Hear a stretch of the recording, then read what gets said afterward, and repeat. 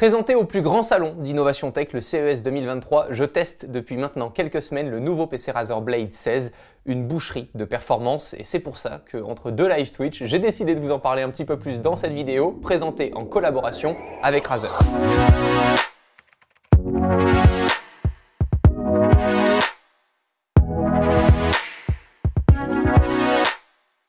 Razer Blade 16 parce qu'un nouveau format 16 pouces, en plus des versions 14, 15, 17 et 18 pouces, ce nouveau 16 pouces comporte toutes les dernières technologies que peut proposer Razer, dont un écran de 16 pouces dans un châssis de 15 pouces, un très bel écran borderless pour une belle immersion en jeu, mais pas que. Cette dalle 16 pouces s'appuie aussi sur la technologie mini LED, qui est d'ailleurs l'une des principales nouveautés de ce PC Razer. Dès le premier abord, on voit la différence avec une dalle Full HD, puisque là on bénéficie d'une résolution Ultra HD en 120 Hz, les noirs semblent profond et le rendu des images a une très bonne fidélité. Le traitement anti-reflet aussi joue et se montre vraiment super efficace. On peut aussi switch en Full HD avec un rafraîchissement de 240 Hz. C'est parfait du coup pour des sessions de jeu. Je pense surtout aux amateurs de FPS compétitifs et je vais vous en reparler un petit peu plus tard en vidéo des prouesses justement de cette carte graphique 4090 mobile qui permet ça.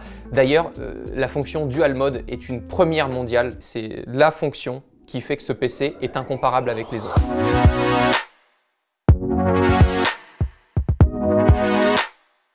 Dès le premier démarrage, aucun autre logiciel partenaire n'est installé, pour notre pur bonheur. On a une config sous Windows 11 propre et sans utilitaire tierce du coup ou d'antivirus. Razer nous propose que son logiciel de performance par défaut, Razer Synapse. J'ai ensuite installé direct les différents logiciels Adobe pour tester l'editing de photos, les vidéos avec les équipes. Les premiers temps d'export sont super, on note directement et évidemment le souffle du refroidissement, et forcément ça puise dans la perf.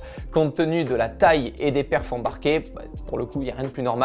Dès le déballage, une chose qu'on ne peut pas louper par contre, c'est le chargeur, 330 watts en version GAN, heureusement. Il est relativement compact comparé à ses concurrents, mais ça reste un chargeur pour PC gaming. Voilà. On sait que la puissance oblige et qu'il n'existe pas d'autres solutions actuelles pour éviter de blocs d'alimentation. Je suis sûr que beaucoup pensent que c'est du coup qu'un PC de gamer, mais c'est justement là où Razer a fait une dinguerie et c'est pour ça d'ailleurs que j'ai voulu faire cette vidéo puisque je suis de moins en moins gamer et j'imagine très bien ce PC comme outil principal pour vous proposer des live Twitch à New York. Vous avez qu'à me suivre sur Twitch si vous comprenez pas pourquoi il y a cette ref là. Il serait aussi adapté, je pense, à plein de professions qui ont besoin de Windows, des architectes par exemple. Et la vraie dinguerie, c'est de pouvoir switcher de résolution et de fréquence avec cette carte graphique RTX 4090. C'est ce qui se fait de mieux en 2023. Razer propose aussi d'autres modèles plus accessibles et avec des cartes graphiques différentes, évidemment.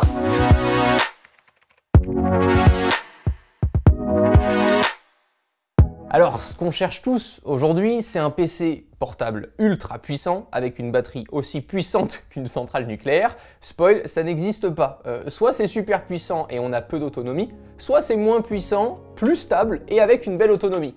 Je parle toujours et encore de ce qui est comparable et donc sous un OS Windows 11. Vous savez que j'utilise beaucoup Apple au quotidien, là sous un OS Windows 11 c'est incomparable à d'autres machines Apple. Et encore une fois, pour moi, ce PC portable Razer est incomparable tout court, puisque même dans les gammes des PC sous Windows 11, on n'a pas de telle performance et un switch mode de la résolution comme il le permet. Grâce justement à ce switch là, le Blade 16 nous permet de faire les deux. Je me suis surpris à passer quelques heures sur Forza Horizon 5 pour profiter de la 4K 60 fps, puis juste après, je switch en Full HD pour écrire cette vidéo, répondre à mes mails et du coup utiliser moins de batterie. La technologie mini LED joue aussi énormément dans le confort et la qualité du rendu visuel que j'ai pu voir. C'est la nouveauté embarquée sur ce PC que Razer a encore une fois présenté au CES 2023. La technologie mini LED, c'est une technologie d'écran qui utilise de très petites LED pour éclairer l'écran. Grâce à leur petite taille, on peut en placer beaucoup plus sur un même écran et cela permet un contrôle plus précis de l'éclairage, ce qui améliore le contraste, la précision des couleurs et l'écran en général.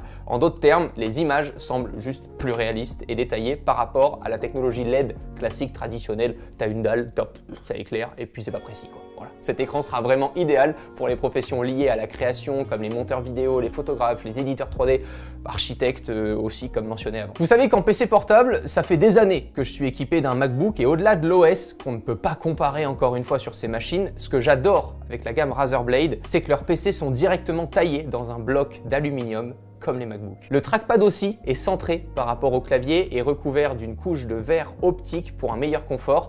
C'est évidemment plus solide que du plastique, comme beaucoup de PC portables, mais c'est surtout magnifique. Quand on se paye un PC à ce prix-là, une pièce complète d'aluminium dans lequel on taille le châssis, c'est la fabrication qui peut aussi justifier le prix. D'ailleurs, que ce soit dans sa version noire comme ici ou dans sa version Mercury, récemment annoncée, les blades ne sont pas peints. Razer utilise un procédé d'anodisation de l'aluminium et contrairement à la peinture, pas de risque du coup d'écaille ou d'usure. C'est pour ça que je vous dis depuis tout à l'heure, c'est pas qu'une question d'hardware. Il n'y a pas que la question de la performance, c'est aussi qu'est-ce que je veux comme produit au quotidien. La guerre de tous les usages, c'est le compromis entre puissance et autonomie de la batterie. Là, j'ai pu atteindre environ 2h30 à l'utilisation très légère et à peine 1h30 en usage intensif. C'est un fait, et néanmoins, le PC évidemment pourra être rechargé dans l'avion ou dans le train en fonction de la puissance qui peut être délivrée par la prise d'alimentation. Parce qu'attention aux 330 watts qui ne seront peut-être pas délivrés à chaque fois et dont le PC a besoin pour se charger. Ce Razer Blade 16 est une tuerie tant que vous n'êtes pas loin d'une prise secteur. Voilà. Pour moins de puissance et plus d'autonomie, dirigez-vous plutôt vers d'autres PC Razer comme le Blade 15 que j'adore et qui pour moi est un parfait compromis et qui a un plus petit bloc d'alimentation.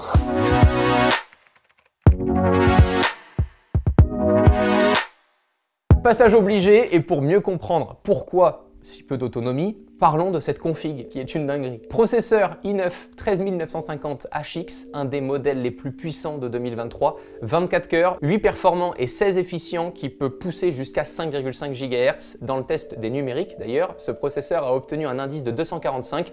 Le MacBook Pro, pour vous donner une info, le MacBook Pro 16 pouces 2023 a eu lui un indice de 168. Voilà. Encore une fois, l'OS fera toute la différence, mais ça vous donne juste une idée de la bête. La carte graphique est une RTX 4090 version mobile, la plus puissante version disponible en mobilité due à son alimentation en 175 watts, et vous pourrez faire tourner tous les derniers jeux en 4K sans problème. 32 Go de RAM en DDR5, 5600 MHz, extensible à 64 Go si besoin, 2 SSD de 1 Teraoctet, j'ai ainsi pu mettre du coup mes logiciels jeux sur un disque et ma data sur le second, comme ça si j'ai un souci sur l'OS, je peux juste le restaurer sans avoir à remettre toute ma data. Gros plus aussi, Razer nous indique que tout changement de RAM et de SSD sont autorisés sans affecter la garantie. La batterie, elle, est remplaçable en cas de détérioration par Razer seulement. C'est une info que j'ai reprise de leur communiqué de presse. Côté port, un HDMI 2.1, 3 ports USB-A, plus 2 ports USB-C dont Thunderbolt, et de quoi du coup lire sa carte SD aussi. Voilà, ça c'est un kiff, excusez-moi pour les anciens comme moi. Une prise jack 3.5, seul regret, pas de port Ethernet. D'ailleurs, petit tip, s'il est possible de recharger le laptop directement via le port Thunderbolt, c'est une fonctionnalité assez sympa si on veut éviter du coup de sortir le chargeur. Dernier petit détail, un cache de webcam avec une petite pastille rouge quand celle-ci est fermée. D'ailleurs, la qualité de la webcam est vraiment correcte.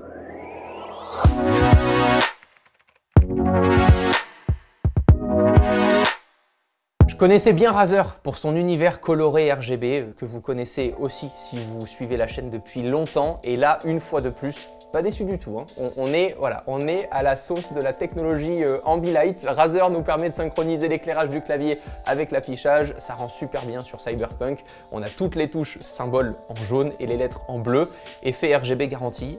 Ils auraient peut-être par contre pu pousser jusqu'au bout en rétroéclairant les chiffres au niveau des touches symboles.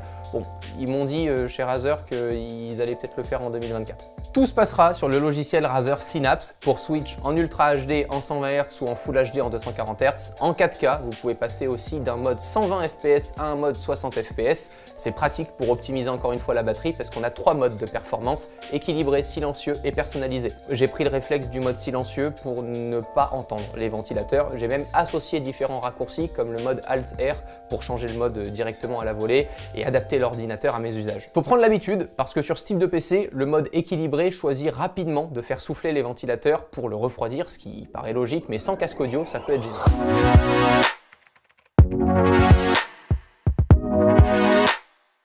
Bon, je vais pas parler à votre place, mais je suis quand même d'accord pour dire que ce PC Razer Blade 16 est une démonstration de force. Dites-moi si vous êtes d'accord avec moi dans les commentaires, mais je vois pas comment est-ce qu'on ne peut pas être d'accord avec ça, sachant qu'il y a des prouesses qui sont uniques au monde, comme le switch que permet ce PC-là sur l'écran. J'ai voulu vous épargner les tests de performance ultra poussés et vous citer les usages qui sont possibles plutôt que les Cinebench, etc. qu'on a pu faire. Allez voir, il y a beaucoup d'articles sur Google pour ça, et si ça vous intéresse, je vous laisse de toute façon des liens en description. Ça faisait longtemps que je n'avais pas présenté un tel monstre. J'espère que cette vidéo vous a plu. Dites-moi ce que vous en pensez. C'est une vidéo un poil plus à l'ancienne, mais avec des usages actuels. On parle plus d'email et de live Twitch.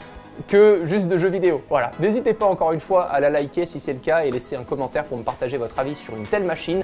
Le lien vers la gamme Razer Blade est évidemment dans la description, le lien du modèle qu'on a testé évidemment aussi.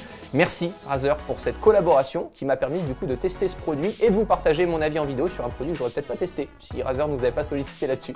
A très bientôt, prenez soin de vous, ciao tout le monde.